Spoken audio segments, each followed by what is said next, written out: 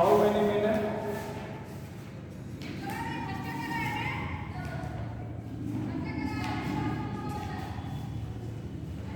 It's 1 round. Remains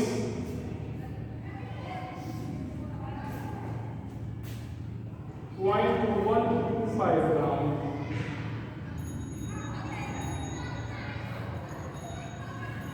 It's 1 round remains 0.125 round. ध्यान बेटा, ये 3 मेथड से लोग सॉल्व करेंगे। पहला मेथड, अच्छा स्कूल टाइप का तो है नहीं कि आप पूरा मेथड अप्लाई नहीं करोगे तो आपको नंबर नहीं मिलेगा। आंसर आना चाहिए जाए। जैसे यहाँ पर 1 ग्राम था, 20 मिनट के बाद कितना 0.5 आधा रेट लग जाएगा। फिर अगले 20 मिनट के बाद 0.25, फिर अगले 20 मिनट के बाद 0.125। तो यहाँ पर कितना बार आधा हुआ? 1 2 3 20। ठीक है, यहाँ पर n1 हो जाएगा, यहाँ पर n2 और फाइनली या एक लिखें n बराबर कितना हो गया? n d करना टोटल n है कि नहीं? और t equal to n into क्या होगा? t half. तो कितना लिखोगे? 20, यहाँ पर 20 60 मिनट 60 मिनट की बात। लेकिन ध्यान रखिए, ये फार्मूला आप कब अप्लाई कर पाओगे? जब रिमाइंडर 1/2 के टर्म में आधे के रूप में हो। जैसे अभी 0.125 में होता, 0.1 ग्राम होता, तो आप इस तरह सॉल्व नहीं कर पाते। क्यों? चूंकि 0.1 तो रास्ते में मिलेगा नहीं, मिलेगा नहीं, तो फिर सॉल्व नहीं कर पाओगे। यहाँ पर ये पहला मेथड था। दूसरा मेथड यहाँ पर जान लो, an equal to 1/2 power n equal to a into an। an क्या है? क्या बची हुई मात्रा है, 1/2 पावर n। यहाँ पर a naught कितना था? 1। तो यहाँ पर 0.125/1, यहाँ पर 1/2 पावर n। तो ये 3 अंक के बाद दशमलव घटेगा 125, यहाँ पर 1000, 1/2 पावर n। तो 1/8 आ जाएगा, 1/2 पावर n हो जाएगा। तो 1/2 पावर 3, 1/2 पावर n। तो n इक्वल टू कितना आ गया? n इक्वल टू कितना आ गया? 3। और यहाँ पर वही इसके आगे वाला वही हो जाएगा। तो 3 को कितना है? 20 60 मिनट। आप चाहे इस तरह सॉल्व करो, लेकिन ध्यान रखिए ये तरीका और ये तरीका दोनों सेम हैं, सेम तरीके हैं, और तभी लगेंगे जब रिमाइंडर क्या हो? 1/2 के टर्म में। अगर 1/2 के टर्म में नहीं है तो ये तरीका फिर आप अप्लाई नहीं कर पाओगे। और थर्ड तो आप जान ही रहे हो, थर्ड तो आप जान रहे हो। यहाँ पर मैं बेटा p इक्वल टू कितना? 2.303 k log सॉरी k की वैल्यू यहाँ पर इतना है 0.693 हाफ होता है ना, ये 69। तो k इक्वल टू कितना हो जाएगा? 0.693/20। अब t इक्वल टू कितना होगा? यहाँ पर 0.693/20 log 100 माइनस कितना? 20। नहीं, ये कितना बचा है? 1 लिया था और बचा कितना? 1.5। ये वही अब पूरा सॉल्व करेंगे, ऊपर 8 आ जाएगा। डायरेक्ट लिखते हैं भैया, बोल नहीं रहे आपको, डायरेक्ट लिखते हैं 8। कैसे आएगा? ध्यान दो, ये यहाँ पर 1000 बटे कितना हो जाएगा? 125, ऊपर 8 आ जाएगा। तो 8 का मतलब 2 पावर 3, 8 का मतलब कितना बेटा? 2 पावर 3।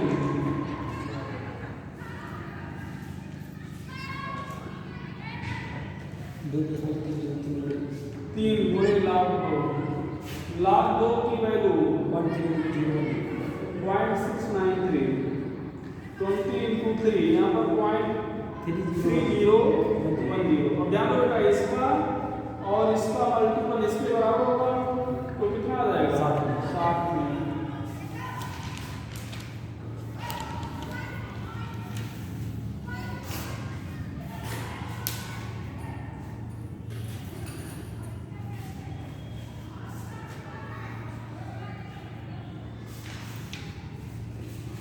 इक्वल टू कितना आ जाएगा 60 में।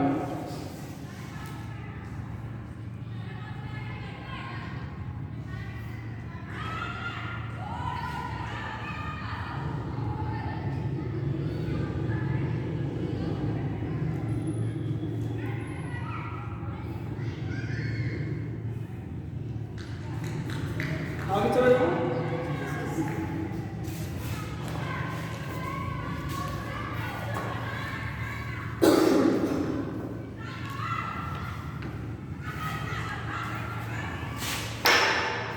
Carbon dating,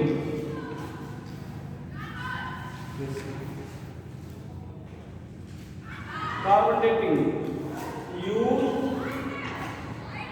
second order second order question क्या second 3-4 question sir second order के लिए आया है ग्रुप में। मत सब करेगा। Carbon use for determination of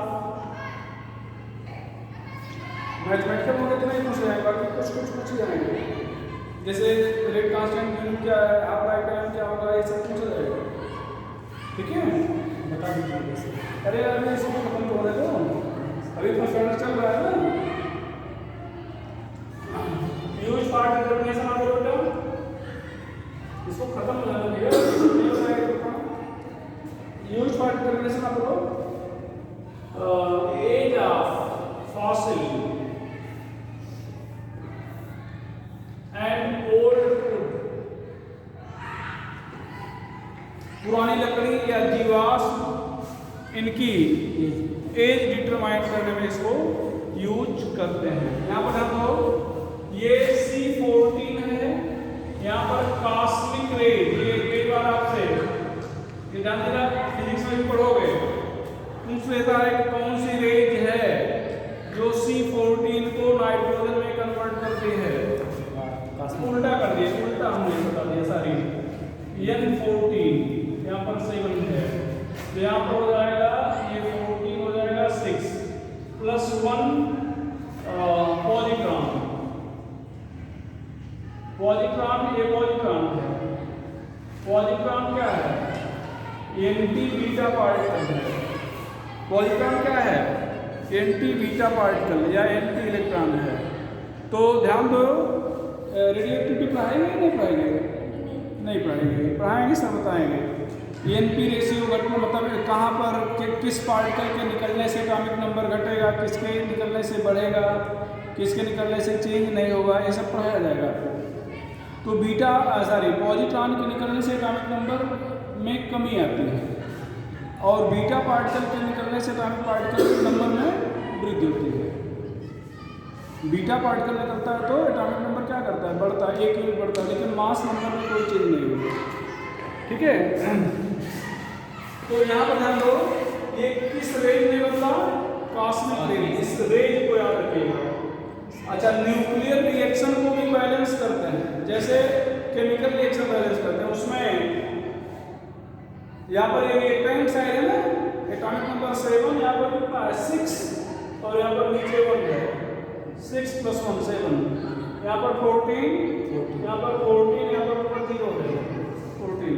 तो यहाँ पर ये एटॉमिक नंबर और मास नंबर बैलेंस करता है। जैसे यहाँ पर डॉट लिख दिए और पूछेंगे यहाँ पर कौन सा पार्टिकल होगा, तो आप कोई ऐसा पार्टिकल रखो जिसके रखने से एटॉमिक नंबर और मास नंबर बैलेंस होता है। तो ऐसा पार्टिकल जो पॉलीट्रॉन है। ठीक है, चलो तो क्या बता रहे थे आपको? हाँ, अच्छा, अब ये एटमॉस्फेयर में ऑक्सीजन पाया जाएगा। क्या पाया जाएगा? ऑक्सीजन। तो ये क्या करेगा? सनलाइट वगैरह के प्रेजेंस में रिएक्ट करके क्या पा लिया? CO2 C14। ये प्लांट में फोटोसिंथेसिस होगी,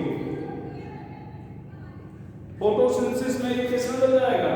स्टार्च में। कहां पर? इन प्लांट, इन प्लांट में स्टार्च बन जाएगा। अब ये या तो पूरा का पूरा प्लांट या प्लांट का पार्ट खा लिया जाएगा किसके द्वारा? एनिमल के द्वारा। किसके द्वारा भैया? एनिमल के द्वारा। प्लांट और एनिमल दोनों मरते हैं और दफन हो जाते हैं, डाइड एंड बरीड। जीवाश्म तो वही होता है, जीव का अंश, तो डाइड एंड बरीड, मरे और दफन हो गए। जीवाश्म कैसे बनता है? प्राकृतिक प्रकोप में पेड़ पौधे जीव जंतु दब जाते हैं, वही बहुत दिनों बाद जीवाश्म कहलाते हैं ना। तो वही है। तो जब तक ये जीवित थे तब तक तो C14 तक पहुंच रहा था ना, लेकिन जब मर गए तब नहीं पहुंचेगा नहीं। तो फार्मूला यहाँ पर क्या होगा? T 2.303 अपॉन लैम्डा, जहाँ पर K लिखते थे उसी को लैम्डा कह देंगे। यहाँ पर decay constant log C14 Newton, C14 in old C14 in new, C14 in old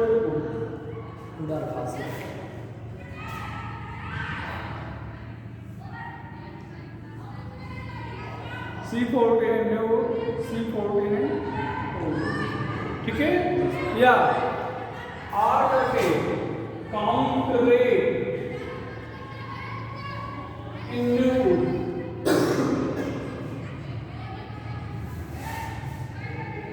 count rate in old. जैसे लोग केमिकल रिएक्शन का रेट डिटरमाइन करते हैं, तो केमिकल रिएक्शन का रेट क्या लिखते हैं? Change in concentration divide by time taken. यही तो मतलब कितने समय में कितना कंसंट्रेशन में चेंज हुआ, यही तो रेट बोलते हैं। न्यूक्लियर रिएक्शन का भी रेट देखते हैं। तो वहाँ पर कैसे न्यूक्लियर रिएक्शन का रेट बताएं बेटा? वहाँ पर अल्फा बीटा पार्टिकल को गिनते हैं। जैसे रेडियो एक्टिविटी या न्यूक्लियर रिएक्शन क्या है? जिसमें अल्फा बीटा पार्टिकल निकलते हैं, कहा जाता है वही रेडियो एक्टिविटी है, वही न्यूक्लियर रिएक्शन है। तो अल्फा बीटा पार्टिकल, सुन लो भैया, कुछ छापते रहा है, सुन लो पहले, ठीक है? तो एक इंस्ट्रूमेंट होता है जिसको सिंटिलेशन चैम्बर कहते हैं। क्या कहते हैं? सिंटिलेशन चैम्बर, जिसमें अल्फा बीटा पार्टिकल को गिना जाता है। अच्छा, अब मान लो एक एलिमेंट, एक पदार्थ रखे हो जिससे मान लो प्रति सेकंड 20 अल्फा पार्टिकल निकले और दूसरे से 10 अल्फा पार्टिकल निकले, तो कहाँ पर डीके प्रोसेस फास्ट हो रहा है? 20 वाले में या 10 वाले में? 20 वाले में। इसका मतलब वहाँ पर न्यूक्लियस जल्दी जल्दी टूट रहे हैं, और जहाँ 10 वाला है वहाँ पर न्यूक्लियस क्या है? धीरे धीरे टूट रहा है, मतलब वहाँ रेट स्लो है, और जहाँ 20 है वहाँ पर रेट फास्ट है। तो यहाँ पर जो है वही काउंट रेट लिखा गया है। काउंट रेट मतलब काउंटिंग कहाँ पे ज़्यादा है और काउंटिंग कहाँ पे कम है, ठीक है? तो वही काउंट रेट बता रहे हैं आपको, नहीं तो लगे काउंट रेट क्या है। हाँ, डीके कांस्टेंट का लिखाए गए थे, कंपेयर करके लिखाए थे दोनों ना। जहाँ पर के लिखा करते थे वही डीके कांस्टेंट है, यहाँ पर रेट कांस्टेंट, डीके कांस्टेंट है। इसको बता दे भैया। तो ध्यान दो, जब तक प्लांट और एनिमल जीवित थे तब तक तो C14 में पहुंच रहा था, मर गए तो पहुंच नहीं रहा है, तो केवल टूटने का काम करेगा। तो जो ओल्ड हो गया वहां पर काउंट रेट कम होगा ना, और यहाँ पे ज्यादा होगा। तो बस यही है, एक क्वेश्चन लिख लिया जाए।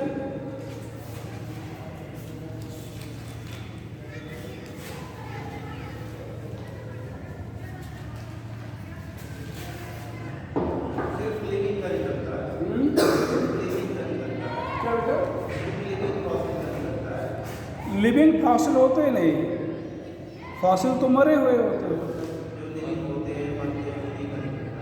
भाई। जो मरे हुए होते हैं उनकी एज डिटरमाइन की जाती है, जीवित का तो मालूम है। हाँ, स्टोन, हाँ तो दूसरा है,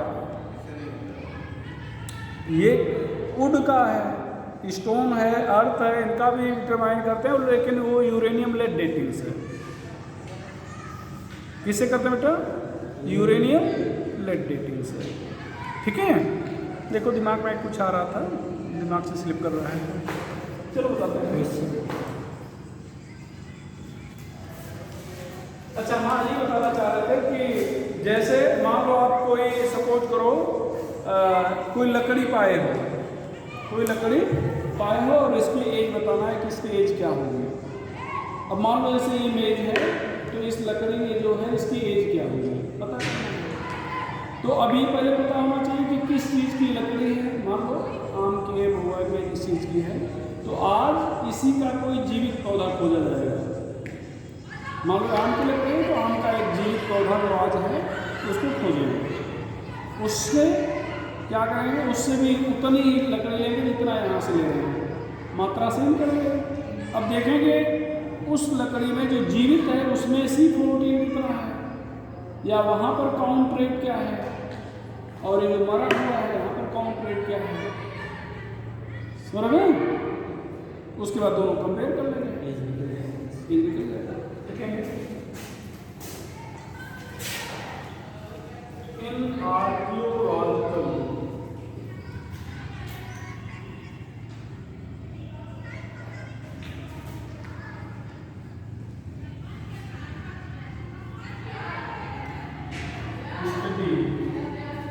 of Bangkok,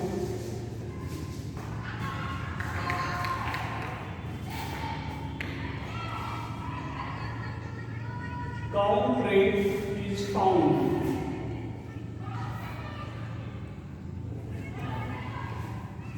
to be 116 to that of its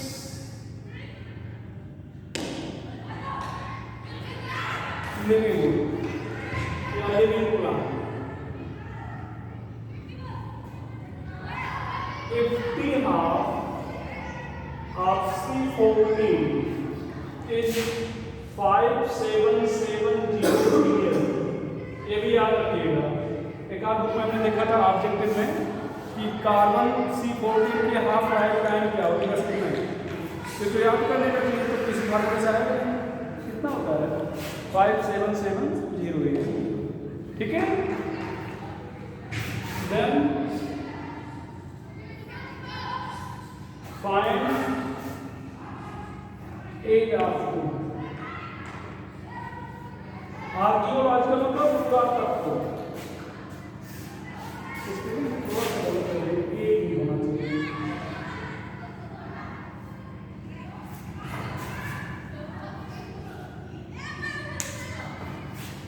तो यहाँ कोई दिक्कत तो नहीं होनी चाहिए। यहाँ पर डेल्टा इक्वल कितना बेटा 0.693 अपॉन टी आपका बताया था ना, तो 0.693 अपॉन कितना लिखोगे 5770। अच्छा, अब टाइम पता करना है 2.303 अपॉन लैम्डा लॉग 16। तो यहाँ पर क्या लिखेंगे 1 अपॉन 16। ये चीज समझ रहे हो ना भाई, यहाँ पर 1/16 लिखे हो, मतलब 1/16वां भाग। तो अगर इसका मान लो जो न्यू वुड है उसका काउंट रेट 1 हो, तो उसका 1/16वां भाग क्या हो जाएगा, 1/16 होगा। ऐसे तो 1/16वां भाग का मतलब 1 होगा ना। ठीक है, तो बस आगे काम बन गया। तो अब यहाँ पर क्या लिखोगे T 2.303, यहाँ पर कितना 0.693 5770 लॉग यहाँ पर 16, यहाँ पर 2.303।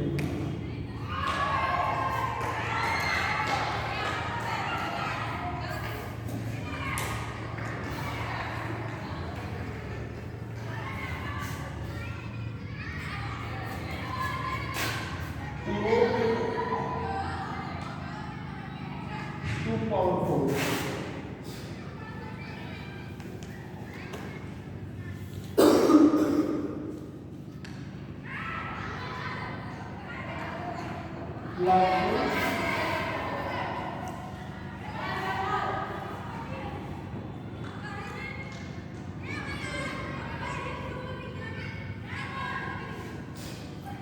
अब ये इन दोनों का गुणनफल इसके बराबर होगा, तो कैसे हो जाएगा, कितना होगा 5770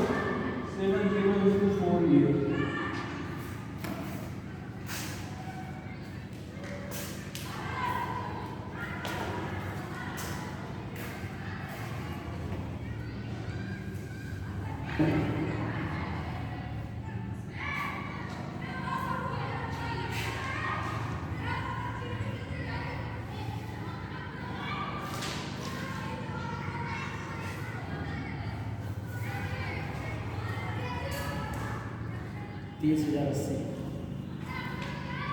ठीक है।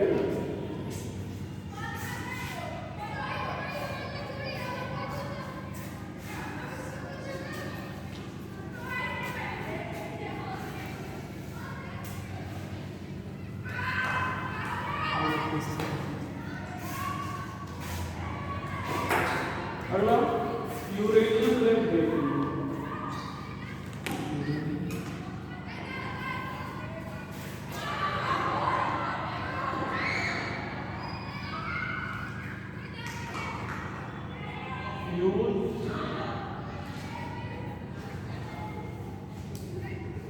For determination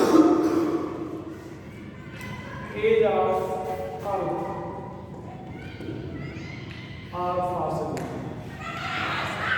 ऐसा करो 2-3 लोग जाके इनको बोलो भगा देंगे अगर आवाज आएगी तो, 2-3 लोग जाओ, नहीं तो ऐसे डायरेक्ट नहीं।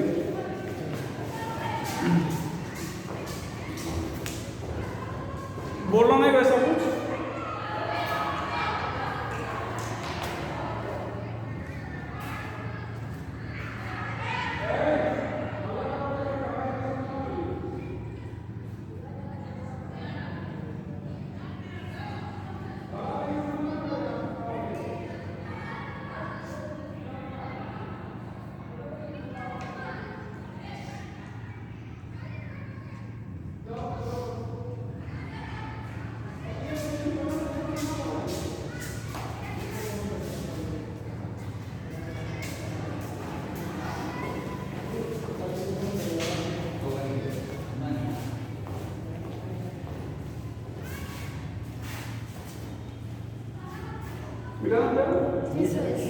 चलो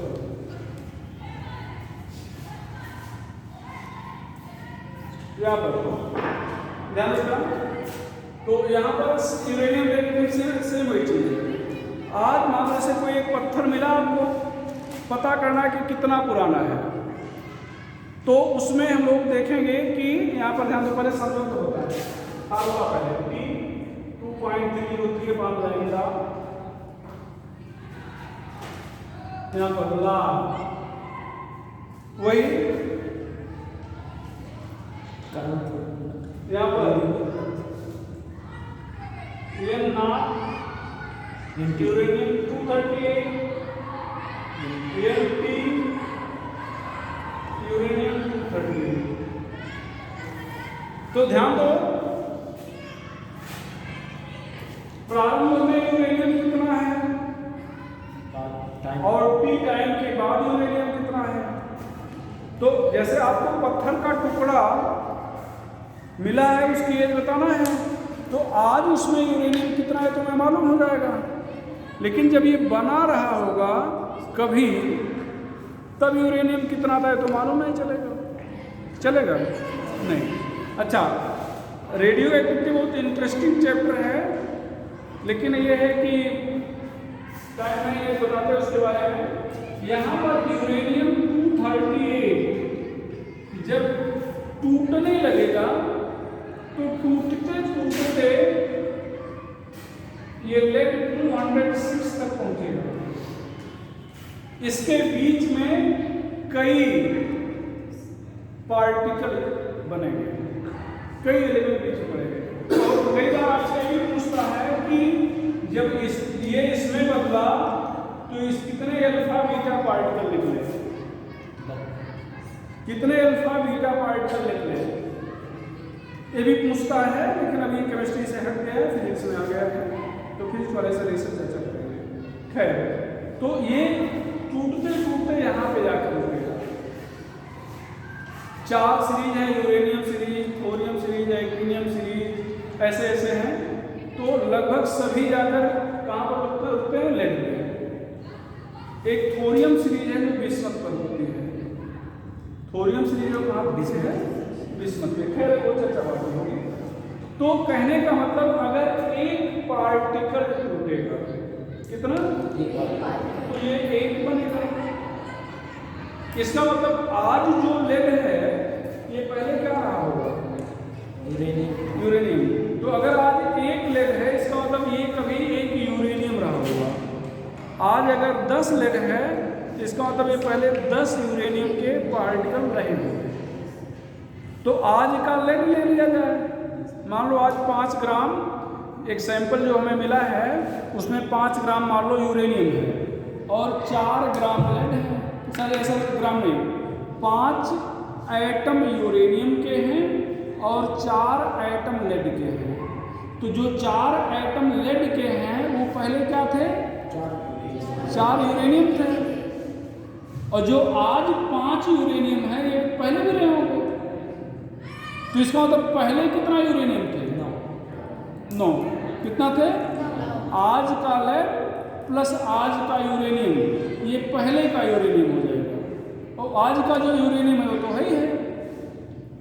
तो अगर आपसे कहा जाए अगर आपसे कहा जाए यहाँ पर N0U238 क्या होगा? तो यहाँ पर क्या लिखेंगे? यहाँ पर यूरेनियम 238 प्लस N लेड 206 और N T यूरेनियम 238। तो मालूम नहीं है? मालूम है नहीं? तो इसका मतलब हम यहाँ पर क्या लिख सकते हैं? T इक्वल टू क्या लिखेगा? 2.303 अपॉन लैम्डा लॉग बोलो यहाँ पर uranium N uranium 238 plus N lead 206 यहाँ पर N यूरेनियम 238। तो ये तो कैंसिल हो जाएगा।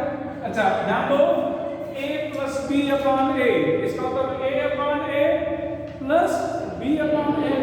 तो यहाँ पर क्या लिखेंगे? T 2.303 upon lambda log whole. तो ये कैंसिल करना डायरेक्टली 1 यहाँ पर N lead 206 upon N uranium 38।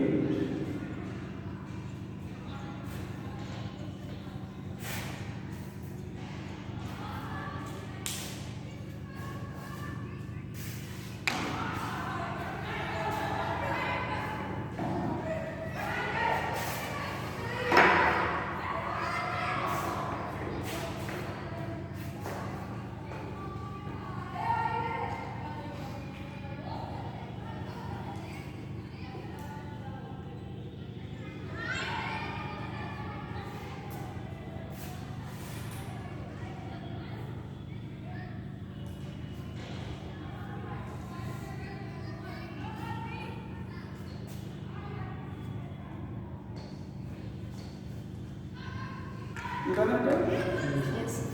निकालना? चलो क्वेश्चन निकालना।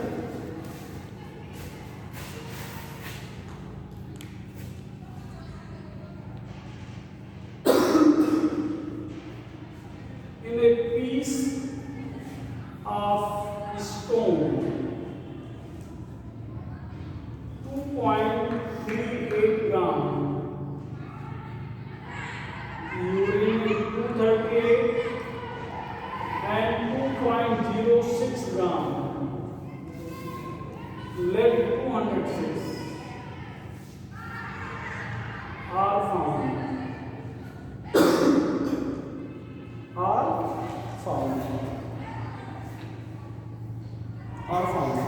ठीक है। if the half of uranium 238 is 4.5 into 10 power 9 pm, find age of stone।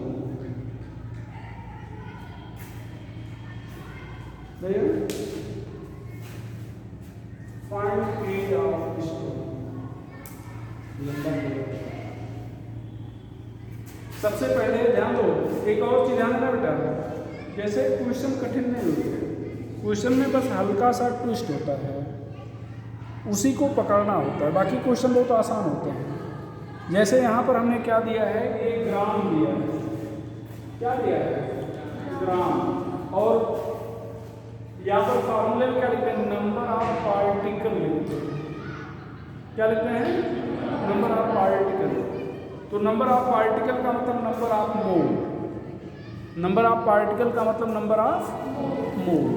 तो यहाँ पर हम लोग क्या लिखेंगे, यूरेनियम 238, यहाँ पर मास अपन क्या हो जाएगा, एटॉमिक मास, सो 2.38 238 0.01, इसी तरह से लेड 206, कितना जाएगा अपॉन AW,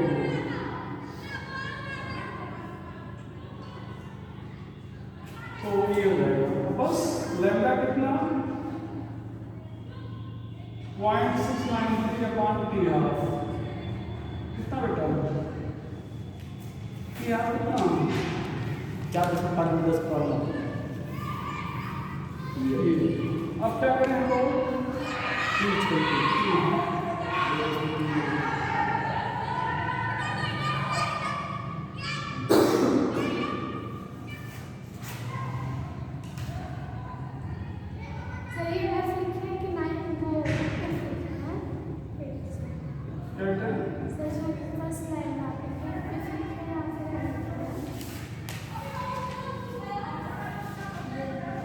यहाँ पर क्या लेफ्ट था, PB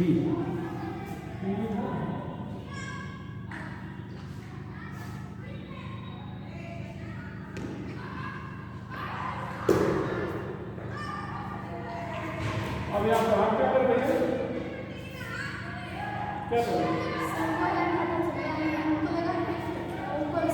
यानी यूरेनियम, ये यूरेनियम, ये लैम्डा है।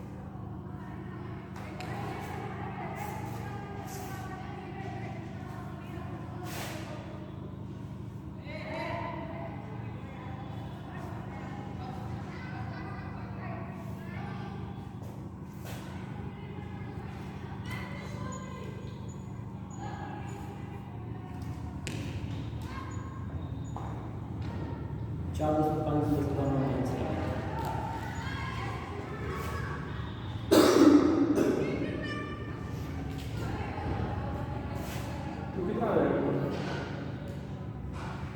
आंसर उतना ही रहेगा, हाँ आंसर उतना ही रहेगा। तो क्या फर्क पड़ता है,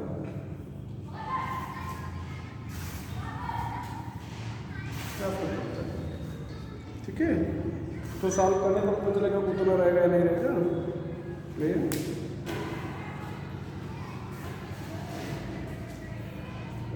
तो आपको लग रहा होगा जब ऐसा वही आ रहा है तो फिर को सॉल्व किया, हाँ पता कैसे चलता बिना सॉल्व किया, ठीक है ना, निकालें इसको, चलो ये हो गया। अब एक टॉपिक बचा रेट कांस्टेंट, लेकिन रेट कांस्टेंट हम लोग बाद में पढ़ेंगे, ठीक है, आज हो नहीं पाएगा। तो आज हम लोग अभी एक दो क्वेश्चन और सॉल्व करते हैं, ठीक बेटा, चलो देखा जाए, लिखिए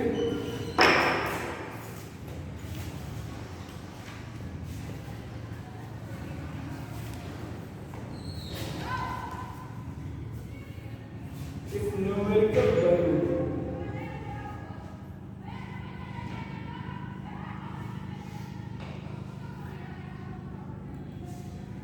of rate constant first, second, and third order reaction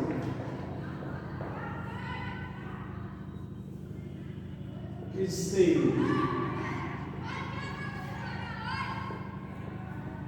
Then what will be relation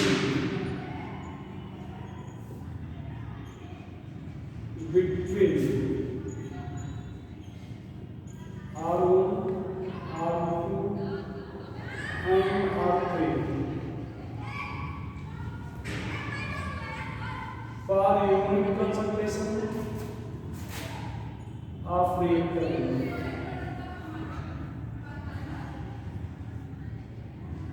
If concentration is less than 1,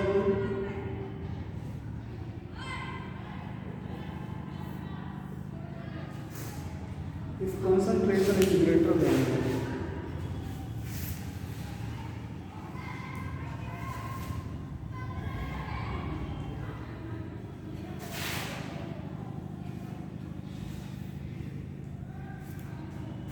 concentration is less than 1, यहाँ पर हम इधर है तो R1 यहाँ पर K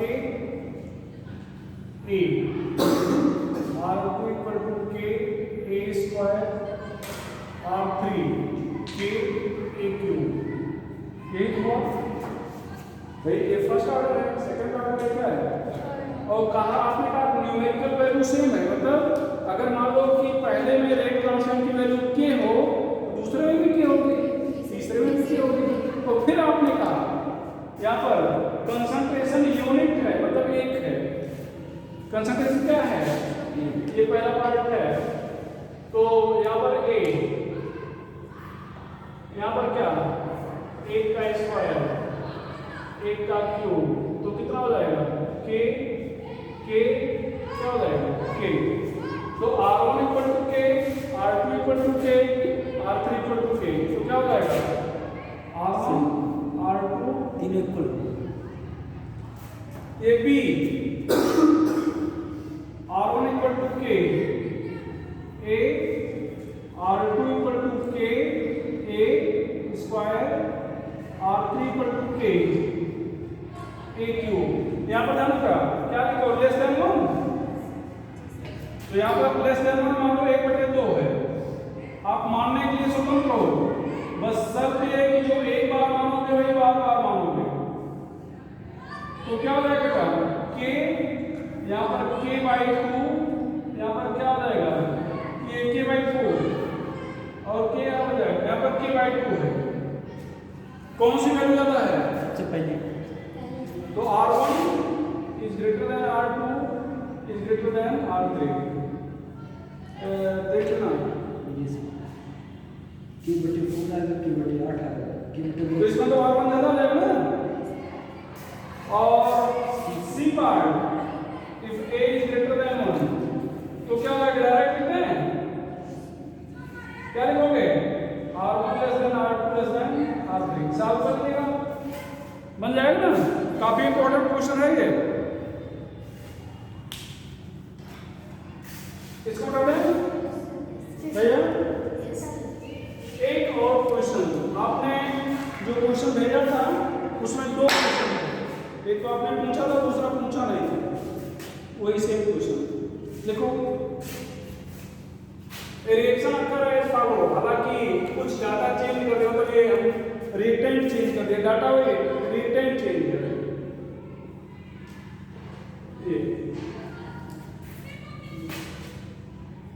If minus d N2O5 upon dt equal to K1 N2O5 minus यहाँ पर dMO2 upon dt K2 N2O5 DO2 upon dt equal to K3 N2O5। अब की बार ये यूपी बोर्ड में भी पूछा गया था और काफी इंपॉर्टेंट क्वेश्चन है। अब जो भी क्वेश्चन कराना है सब इंपॉर्टेंट है। अभी तो कहानी चल रही है, तो कहानी भी तुम सुनाई रहे कुछ question. Find relation between into K3. बोलो भैया K1 K2 and K3. Find relation between K1 K2 and K3. मिटा दें इसको.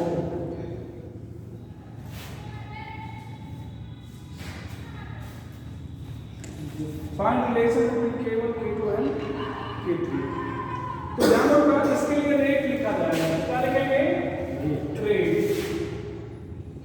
क्या लिखोगे? Minus dn2O5 upon 2dt.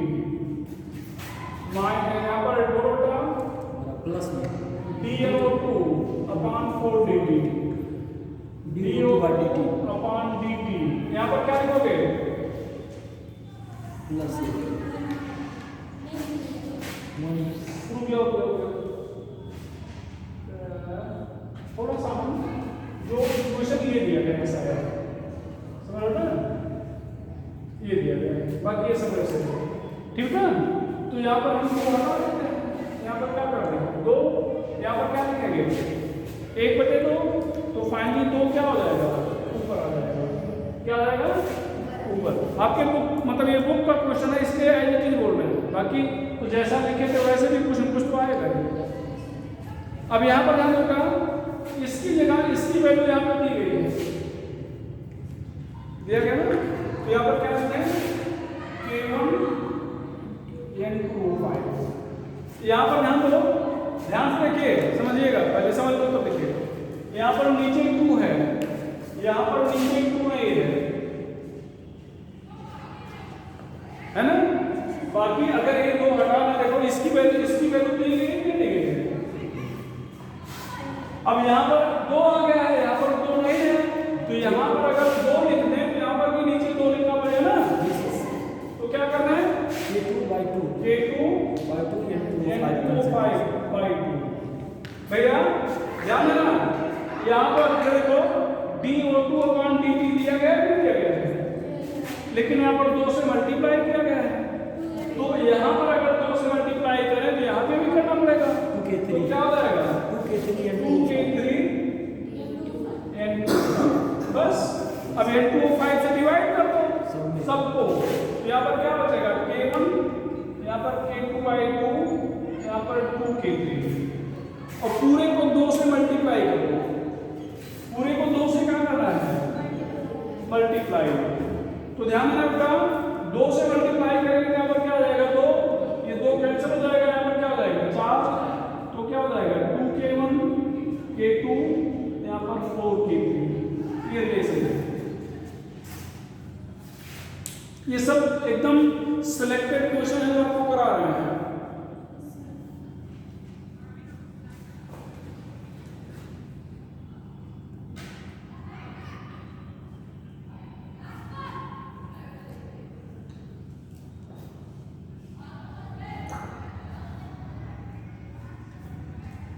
सबसे छोटा K3 सबसे बड़ा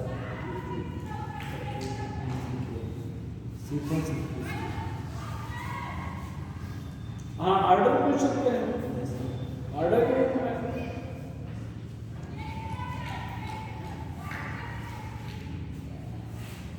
अब देख लो क्वेश्चन कितना आसान है. वही है ना. बस ये हमें N2O5 लिखा वहां पर कुछ और लिखा. ठीक है. तो ये ओरिजिनल क्वेश्चन है, इसको मॉडिफाई करते हैं. क्वेश्चन आप चाहे जो बुक ले लो, क्वेश्चन नहीं बदलते. वही सब कट कॉपी पेस्ट करेंगे. क्वेश्चन लाएंगे कहाँ से? वही डाटा बदल देंगे. जैसे हमने N2O5 लिखा वहाँ पर कुछ AD3 है ऐसे कुछ लिखा हुआ. हाइपोथेटिकल मान लिया उसी को. ठीक है. तो बस आगे चलेगा. एक देखो क्वेश्चन बहुत बढ़िया है, बहुत सरल. इससे सरल क्वेश्चन हो नहीं सकता. और ऐसे बहुत क्वेश्चन पूछे जाते हैं. देखिए इन reaction if concentration of reactant increases by 10-fold. ये भी बना हुआ क्वेश्चन, बुक का क्वेश्चन है. ये सारे क्वेश्चन की बहादुर बहुत मतलब फिजिकल केमिस्ट्री की बेस्ट बुक है. सब उसके क्वेश्चन है. जो अब करा रहे हैं या जो ही आज कराए सर, और एज इट इज है, डाटा भी हमने चेंज नहीं किया है, तो कई बार वो क्वेश्चन वैसे ही पूछ लेते हैं। ठीक है, तो ये reaction concentration of reactant increase by 10-fold, rate of reaction increase by 100-fold। 100 मतलब फोल्ड का मतलब गुना, हिंदी में टाइम, मतलब इंग्लिश में टाइम बोल सकते हो या गुना बोल सकते हो, fold. Find order of reaction, find order of reaction. यहां पर कुछ करना नहीं, ध्यान दो, इधर देखो, ए, यहां पर ए, ये कंसंट्रेशन है, ये रेट है। कंसंट्रेशन कितना बढ़ा है? 10 गुना, ऐसे यहां पर 10 लिखो। रेट कितना बढ़ा? 100। लिख लिया ना? अब ध्यान देना बेटा, बहुत आसान क्वेश्चन है। अब यहां पर कितने गुना बढ़ा, ऐसे देखो, कितना? 10 पावर n लिखो, और यहां पर इक्वल टू क्या? 100, तो 10 पावर n, और यहां पर 10 पावर 2 लिख सकते हैं कि नहीं? तो n इक्वल टू क्या हो गया? 2। ऑर्डर क्या है? सेकंड आ गया,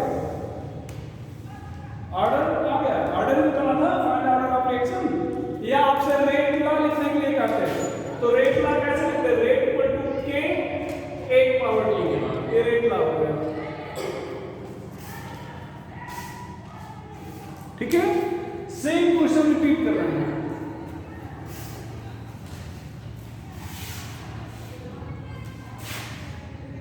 If concentration of reactant increases by 3-fold, rate increases by 27-fold, find out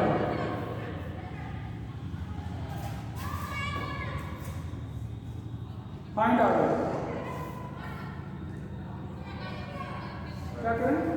कुछ नहीं, यहाँ पर कंसंट्रेशन, यहाँ पर क्या? रेट, 1 कितना? 3, यहाँ पर 27, यहाँ पर क्या लिखोगे? 3 पावर n, यहाँ पर 27, 3 power n, 3 power 3, n equal to order 3। अगर रेट का लिखने के लिए कह दिया जाए, इस तरह के क्वेश्चन बहुत पूछते हैं बेटा, ध्यान रखिए।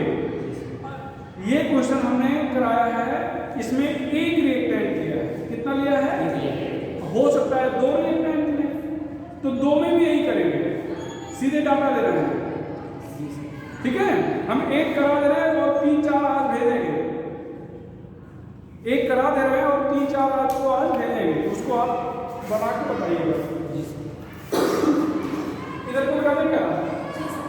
चलो, from following data right rate law, from following data right rate law, ये नीट में आया हुआ क्वेश्चन है, और जो आया है एज इट इज हम बोल दे रहे हैं। और ये सारे क्वेश्चन जैसा हमने कहा किसके हैं? ई बहादुर के। बहुत फिजिकल केमिस्ट्री की वो एकदम बेस्ट क्वेश्चन थे, और सारे क्वेश्चन उसमें सॉल्व है, मतलब हर चैप्टर के कम 150-200 क्वेश्चन सॉल्व दिए गए, वैरायटी ऑफ क्वेश्चन आपको। तो यहाँ पर क्या होगा? 1, 2, 3, 4, यहाँ पर आना होगा 0.12, 0.24, 0.24, 0.35, 0.70, 0.35, 0.70। यहाँ पर 1 × 10⁻², यहाँ पर 8 × 10⁻², यहाँ पर 1 × 10⁻², 8 × 10⁻²। इसके लिए रेट लॉ लिखना है। क्या लिखना होगा? Rate law. इसको बता दें क्या? ध्यान रखना, बहुत आसान है, बाद में छापिएगा। देखो यहाँ पर हम लोग ये 3 दिया गया है, 1, 2, 3, 4, आमूमन 3 देता है। आमूमन कितना देता है? 3। ध्यान रखना, इधर यहाँ पर हम लोग ऐसा एक्सपेरिमेंट देखेंगे जिसमें एक कांस्टेंट हो और दूसरा बदले। देखो दोनों बदल रहा है, दोनों बदल रहा है, यहाँ पर ये बदल रहा है और ये कांस्टेंट है। तो कितना गुना बदला? 2 गुना, तो 2 पावर x। यहाँ पर कितना बदला ही नहीं, लेकिन 1 से गुणा कर सकते हो ना, बराबर 1। और कोई भी वैल्यू 1 हो जाती है जब पावर क्या हो? पावर क्या हो? 0। इसका मतलब यहाँ पर पावर 0 होगी, मतलब ये 0 आ गया फॉर a। और b के लिए बेटा यहाँ पर कितना? देखो ये कांस्टेंट है, ये बदल रहा है, ये कांस्टेंट है, कांस्टेंट है ना, तो यहाँ पर कितना बदला? 2 गुना, तो 2 पावर y। यहाँ पर कितना? 8 गुना, कितना बदला? तो यहाँ पर बराबर 8, 2 पावर y बराबर 2 पावर 3, तो y बराबर कितना? 3। अब यहाँ पर रेट का लिखना है ना, तो k 1 power x b power y लिखे हो, तो k यहाँ पर क्या लिखोगे? 1 पावर 0 b पावर 3, तो क्या हो जाएगा? k b power 3। तो अगर आपसे कहा जाए a के रिस्पेक्ट में, तो आप कहेंगे 0 ऑर्डर। आपसे कहा जाए b के रिस्पेक्ट में, तो यहाँ पर ये देखिए बेटा, एक कोशिश करिएगा कि एक कांस्टेंट रहे और दूसरा बदले। जितना गुना बदलेगा उसका पावर x कर दोगे, बराबर ये देखोगे पावर क्या आ रहा है, बस नहीं हो जाएगा। आज हम 3-4 क्वेश्चन ऐसे भेजेंगे, आप लोग बना के भेजिएगा हमें, ठीक है? और नहीं बनेगा तो फिर हम लोग नेक्स्ट डे मिलेंगे तो आप करेंगे। अब हमारा 3-4 दिन क्लास नहीं होगा, हम थोड़ा सा जाना है हमें गाँव, ठीक है? घर पे कुछ फंक्शन है, तो हम शुक्रवार को मिलेंगे, ठीक है? शुक्रवार को मिलेंगे, उसके बाद फिर हमारे क्लास में कंटिन्यू होगा, ठीक है? मतलब तब कोई डिस्टर्बेंस नहीं होगा। हाँ, टेस्ट देखिए अपलोड क्या है, जैसे तो प्लान करते हैं ना बेटा, ठीक है?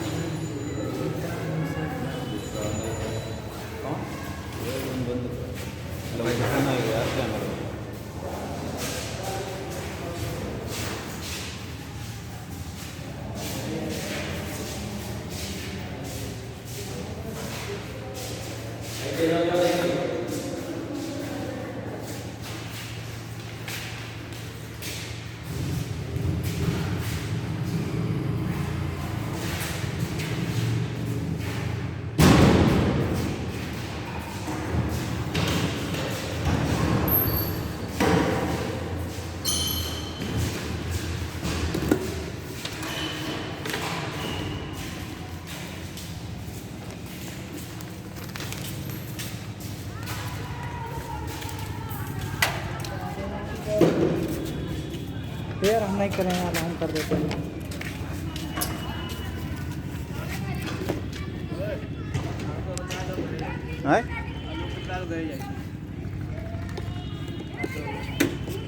रहीम पड़ा लगा, रहीम पड़ा लगा।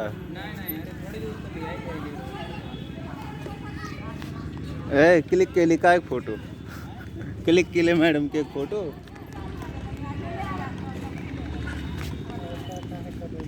ए यार